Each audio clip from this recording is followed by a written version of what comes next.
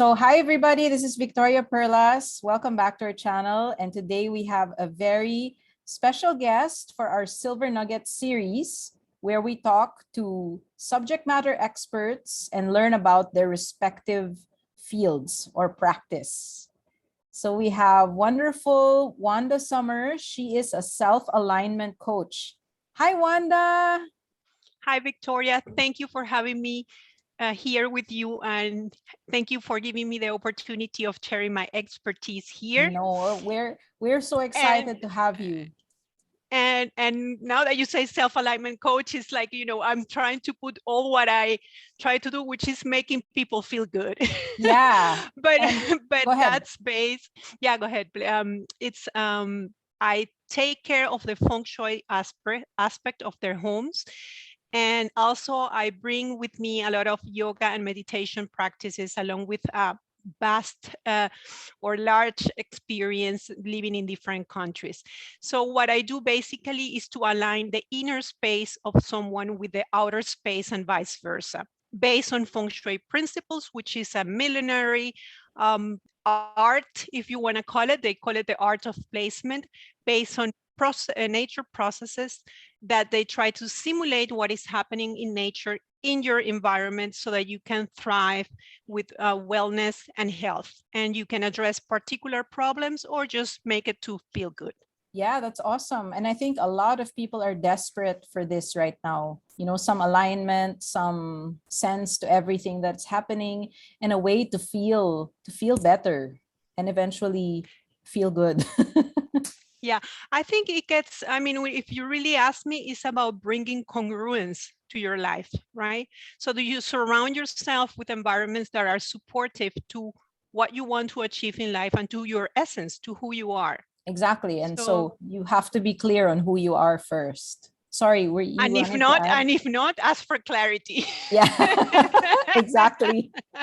Exactly, Wanda. So, referring to a previous video where we talked about the different types of rest, I wanted to seek your professional opinion, your expertise on, can you please share with us some of the challenges that your clients have shared with you in terms of how they can achieve better quality of rest? I think there are two aspects here. The first one would be the mindset that you have Mm, regarding sleep and restorative sleep.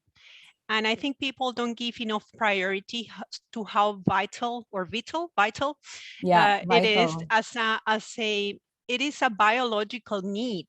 Mm-hmm. And we tend to be so unaware, because we live in a society so full of distractions and things that are impulses that are pulling you away from yourself, that Exactly. you lose track of understanding the rhythm, the Mm-hmm. biological rhythm that you have. So at one part, I would resume saying that is lack of awareness Mm-hmm. of how important it is. Okay. And this goes hand by hand with poor habits of sleeping, or poor rituals before you sleep, if there are any, Okay. or poor routines. Right. That's the mindset part. Mm-hmm. On the other side, on the physical aspect, and I would say, well, if you go to your bedroom, it should be designed to rest. Right. That's the bottom line. Mm-hmm. So you find a lot of clutter Mm-hmm. spaces that are full of things that don't invite you to rest. Yeah. And these are what clients have been coming to you with, their issues with, like, not just general rest, like switching off the mind, but is it really more particular to the quality of their sleep? No, usually they come with some other kind of problem, and then you go back to the basics. Mm-hmm. So basics are what kind of food you eat, how do you eat, what importance you give to your meals, and then how do you rest? So Okay. normally these are the ways you cure some other aspects that are manifesting, like for example, stress. If you Mm-hmm. have chronic stress, or you have chronic overeating in the afternoons, you might realize that there's something off with the way you are sleeping. Okay. That's a revelation. I would not think to connect all those things. Yeah, I mean, I think the problem, like I said before, is the lack of awareness, Yeah. is they don't even know that they're not resting well. Right, right, right. Yeah. Yeah. You mentioned the top two things are lack of awareness and distractions. Yeah, because when you say lack of awareness, there can be many reasons for it. But I think in our society and our hectic and high-pitched life pace that Yeah. we have many invitations to be detached from who we are. Yeah. There are many, starting with the wrong use of technology. Technology is great to have this conversation we're Yes. having and have productive use of technology, but there is an overuse of technology, and technology is a immediate or automatic distractor Yeah. or entertainment Yeah. factor to not be with yourself. Yes. So that's Very one of the things. profound. It's And very not only that, profound. the marketing that we have today, it's everything is pulling our attention. Imagine you are in the center and you have like lines going everywhere that they're trying to pull your attention, whether that is for consumption, whether that is for attention. Mm-hmm. It's so that separates yourself from your core, and in your core there is this biological need to rest and recover, not to mention how important it is to sleep, because when you sleep, the first phase of your sleep is your body that is recovering, but the last Mm-hmm. part of your sleep is your mind what is renewing. Yeah. So the people say, no, it's okay, I'm okay with 4 or 6 hours. Yes, you might feel fit on how your body's working, but your mind is never going to be as it should be. Yeah, that's all very, very insightful. So I'd like to move to the next question that I have for you, Wanda, which is how important is it really that we prime our spaces for rest? Well, Particularly mental and physical rest. yeah, I actually wrote some notes to answer to you, because I don't want the important things to slip. Yeah. By all But means, I appreciate that. there are some things that are very physical, very common sense, I would say. Mm-hmm. And there are some others that can be enhanced. And we're going to go into feng shui deeper in what kind of things you can do to enhance the place where you sleep. But I would say the first one is, and I'm going to start with the physical, which is more tangible, Yeah, easier. sure. The first one would be the way you use your lights. Wow. Right? And how you can, if you can have a dimmer, or Yeah. you can have different types of lights in your room. Yeah, like That makes, the brightness. yes, that's super important. I have a almost like a ritual or a routine in which when I come into my room at night, I just light a candle. Mm. And then I start slowly, I organize my clothes, I organize the things that I'm going to have for next day, and I start kind of dimming the environment. Yeah. Until the last thing that's on is the candle. Yeah. So that's very inducive to kind of let the day behind and Mm. come into the resting part. That's so beautiful. I have a candle back there. I don't know if you can see. I see it. Yes, it's almost I have evening one here. time. Yeah, it's almost evening time where I am. Yeah, but that's, I mean, besides the candle or not, it's not that everybody needs to light a candle, but Oh yeah. it's just the idea of Mm-hmm. going from the brightness, the day, the Yes. activity, to Yeah. the restful part. So And what can you do with it? if I'm following you, it's like you're trying to mimic the circadian rhythm, Yes. right? Of the Yes. closing of the day. Yes, and also realize how are the windows and the openings in your room, Okay. because it is very important to have, good drapery, or Yeah, good drapery. curtains, or rolls that really lock the or block the light through. Yeah. So importance to the light. Mm-hmm. Second aspect that I have here is try to have the electromagnetic field of your room free. And what do I mean Wow. by that? What is that? So that's very important, because that has to do with computers, TVs, Uh-huh. cell phones, all of that. Those are appliances that are constantly emitting energy that we don't see, but Right. our body perceives. Okay. So, and it's very, our room should be a place to rest. Mm. And this is activity, Yeah. you know?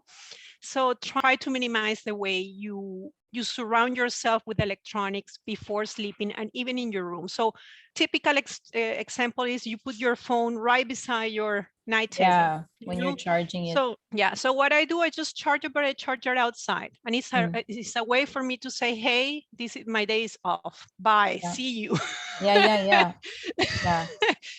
And there are many people, of course, because they might have a space limitation.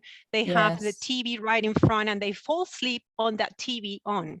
Yeah. And there are studies that they confirm that when you fall asleep watching TV, you don't even if you sleep the amount of hours that you should, you won't Mhm. have the same rest that if you didn't do that.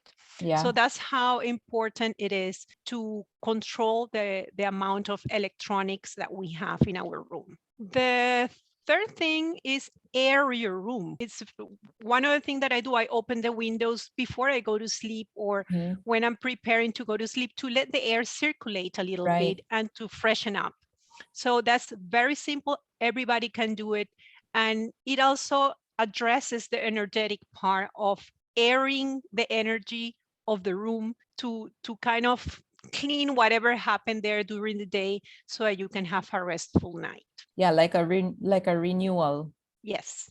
And then on the mind, I would say shift the mindset. And for Mhm. that, you have many things. One of them would be to practice breath work. One Mhm. simple one is just to count as you inhale, make a pause for 1 or 2 seconds and count as you exhale. And if you do that immediately, your mind winds down. You can even do that when you're already tucked in your bed. Just close your Yes. eyes and think about the breathing for could be 5 to 10 rounds, and that makes a difference on its own. I'm going If to, yeah, try you that tonight. yeah, try it because it really shuts off your CPU. Mhm. Yeah, and mine is always on. I think everybody's. Then another practice that I find helpful, this is not for everyone, but it's worth a shot, is Mhm. meditation. Just Yes. before you just sit on your bed, close your eyes, and you can do the same breathing, just sitting up for 5 to 10 minutes. You Mm. can do that. Another way to do that is using soothing music. We have these Alexas going everywhere, or these Yeah. little, you can program that to say, hey, give me a good night meditation music, and Yeah. put that for 20 or 30 minutes. Actually, talking about that, I wanted to share a very helpful, quick meditation, guided meditation that I learned was like it's through the app called Headspace. I don't know if you're Yes, aware. Yeah. yes. And it guides you through imagining your body parts shutting down one by one. And it really Oh, relaxed me, like starting with your feet and working your way all the way up, imagining it vroom, vroom, vroom. At least that's the sound it makes in my head. But yeah.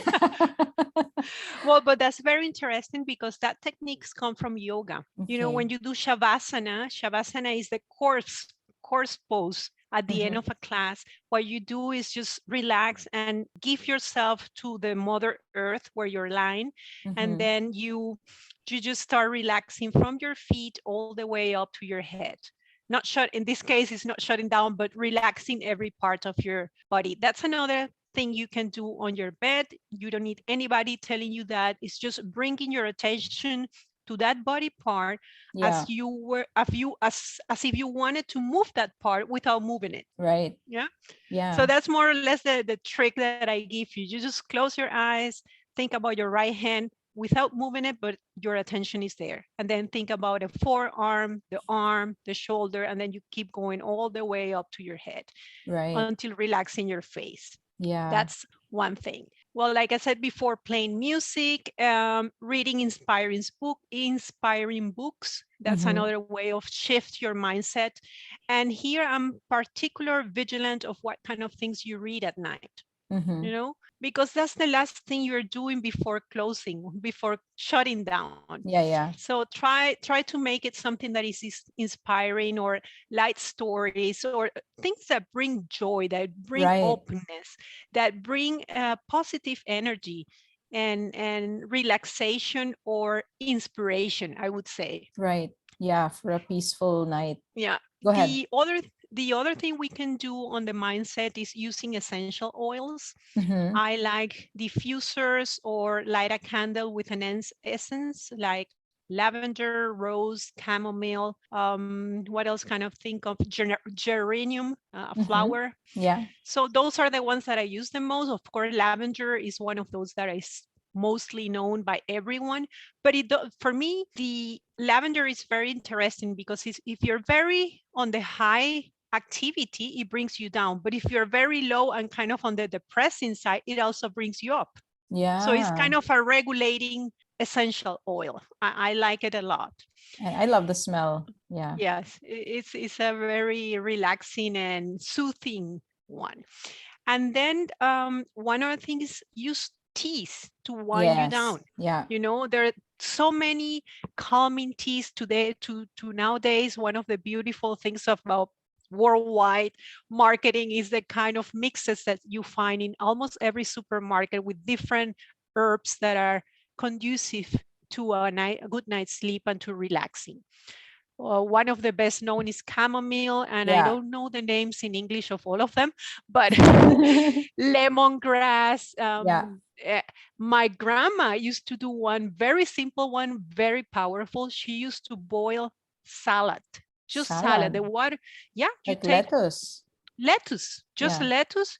You put the water of the lettuce and you drink that, and you go to sleep like a baby. So that's Really? one tip there. Wow.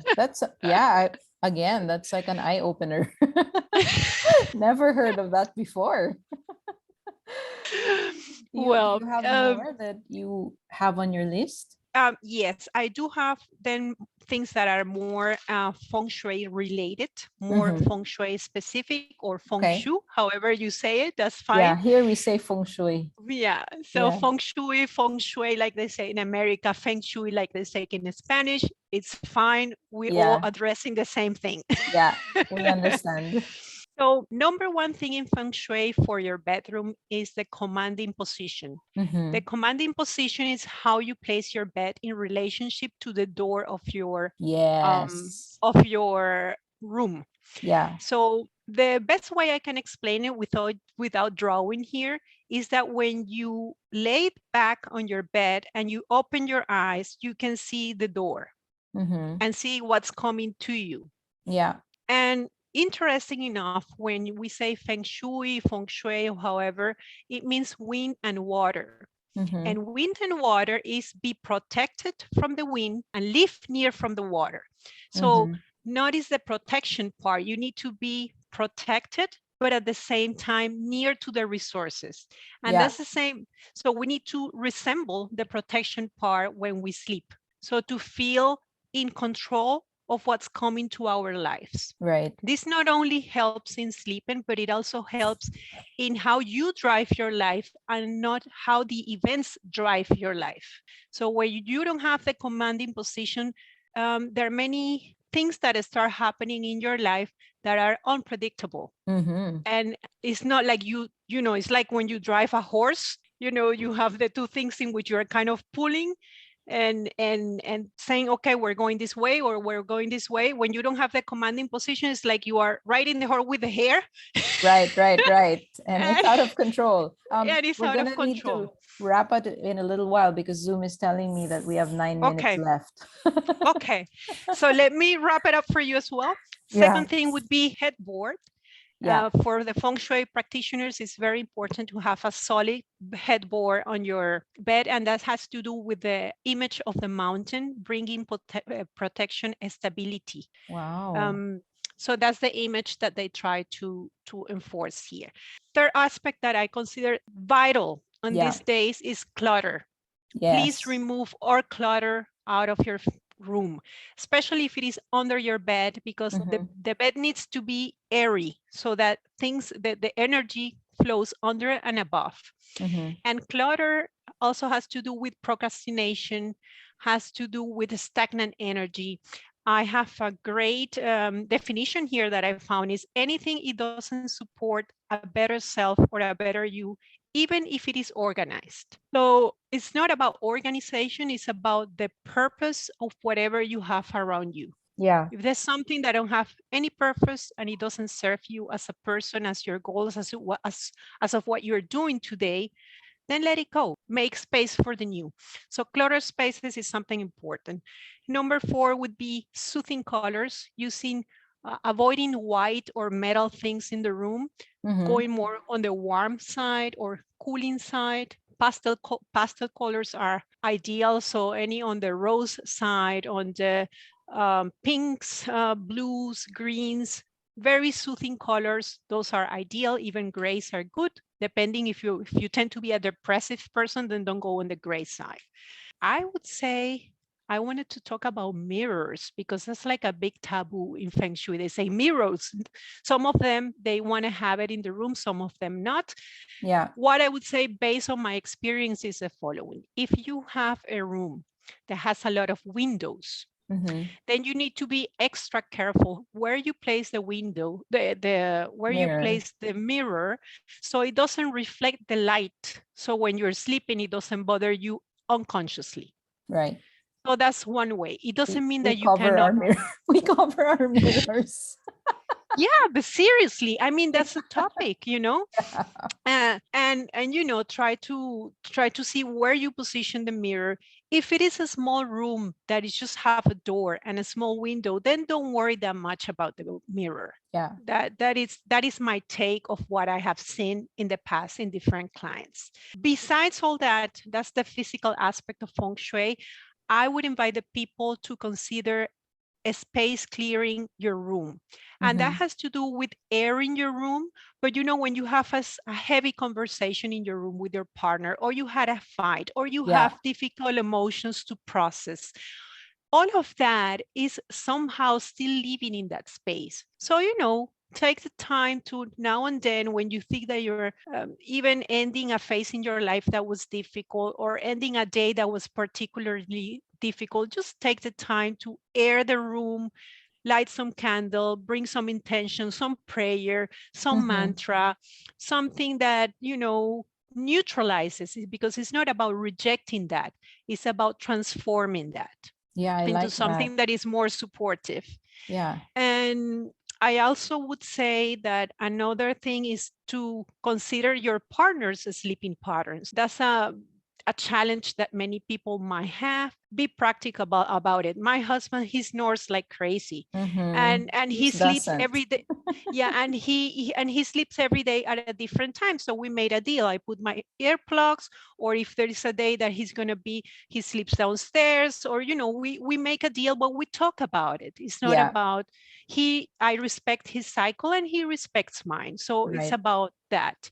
And also consider your neighbors, the noise that can come from other sources that are not your own home. I Use actually earplug. I wanted Yeah, to go ahead. share what helps us is we have to have a noise machine, the white noise, and it Yes. really help whether it's really just the sound or the sound of falling rain. I don't know how we slept before using this. Yeah. And thank you for bringing that up, because that's also a great addition to your environment if you have a challenge environment Yeah. regarding noises. Yeah. Because we live on Yeah. a kind of not super main street, but yeah, cars are still coming and going, sometimes Mhm. late into the night. So it's essential to have that, especially for our little one. Ever since she was newborn. So I wanted to ask you what, like, as our closing discussion point, what do you think our viewers should, like, just one thing that they should be aware of as they try to practice or incorporate some of these practices that you shared with us today on making the quality of rest better? What's one thing that you can, One thing. You're yeah, putting that difficult to me, Via. because we're running out of time. But if I have to say one thing, is think about the following. You're spend 1/3 of your life in your bedroom. That's how important this space is to support your resting and restorative part. Yeah. And the second part is you don't have to make all adjustment at once. But even if you make the adjustment of the screen time, of the electromagnetic field, and leaving those things outside, that makes a difference. And clutter. Then I want Okay. to three.